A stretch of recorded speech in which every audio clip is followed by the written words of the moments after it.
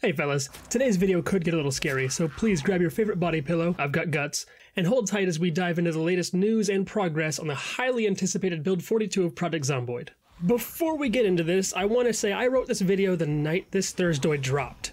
But a funny little wind decided to nerf me for about 2 weeks, so I'm gonna pretend I was not affected by a tornado and that this video came out on time. Yeah? Okay, thanks. First, they are moving some multiplayer systems to take place on the server side. This is supposed to help a lot with safety and giving power to the player. No, that's GameStop. I haven't heard of many problems with servers being hacked, but I live under a rock and I like it that way. I'm not going to change, stop asking.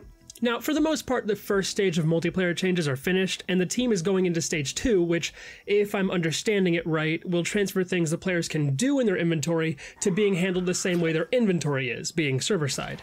I'm gonna be honest, I'm a little confused, but I'm not gonna mention that to you. Second, they're working on a deeper crafting system. This is gonna allow us to have multi-tile workstations and much more intricate crafting recipes in the future, which I am horrified of beyond belief.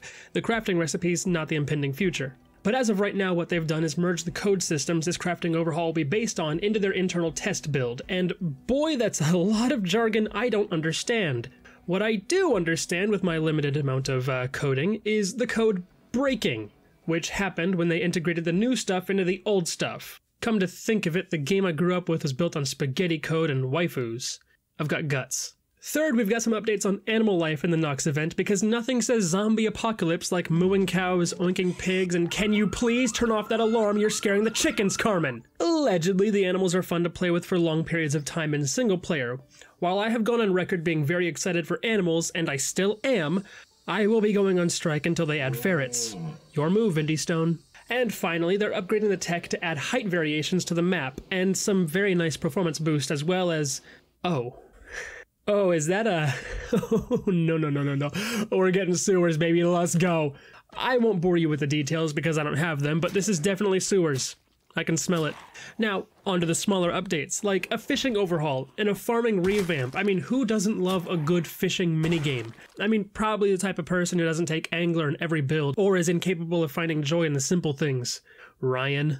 One of my favorite parts of the recent updates has been the music. The adaptive music system has me questioning my line of work. Don't get me wrong, I love making videos, but Ableton is right there, and she's whispering sweet nothings to me. Anyway, adaptive music just means the soundtrack changes based on what's happening in your game, and with their plans for this system, they'll be able to add certain triggers like coming across unique buildings, seeing a survivor zombie, certain loot, but that's all bigger stuff for later. The focus, it seems, for Build 42 is an adaptive exploration soundtrack. A music intensity parameter is adjusted in the background and the soundtrack adjusts with it. Think of Need for Speed Most Wanted. I'm not even sure if that reference makes sense, I'm not gonna check. The aim is to have the exploration music reflect the more exciting times as well as calm moments in the game in a better and more organized way than Minecraft. They said it, not me. But for now, this adaptive music is geared more towards the simpler side of the apocalypse. Hopping fences, opening doors, dying, things you do every day. Basically, if you're in the middle of a zombie horde, you'll hear some very energetic tracks. If you're just hanging out in your safe space, you'll likely hear more laid-back music. And if you've recently perished, you'll hear this again as you load up a new character ready to make the same mistakes all over again.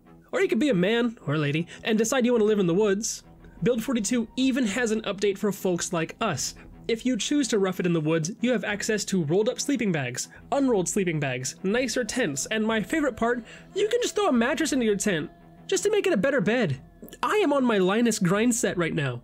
Oh, and the tents act as containers too. They also mentioned using a pillow to increase bed quality and reduce neck pain.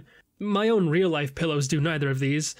This isn't a joke, I'm actually hurting and mad. Now, for that scary part I mentioned, we're going underground, boys. I am searching for any crumb, any morsel of evidence for caves, sewers, rats. I don't need it. I don't need to explore the caves of Knox County. It's just that I really want to. And while the map expansion moving outward is great, and the map expansion going upward is going to be incredible for cities, I'm a simple man. I have service vehicles in my yard. I'm a simple man. I see a cave, I gotta explore it. I gotta make my home in it. There's a reason every time I play Minecraft, I build my base inside a mountain or a small cave that didn't really go anywhere. It looks cool as heck, and it's efficient. And I want to do that in Project Zomboid, man. Like, please. I ask for 2 things of Indy Stone. Caves and ferrets. That's all I want. That's all. What are you guys looking forward to in the update? Let me know. Or else, I'll go on strike again.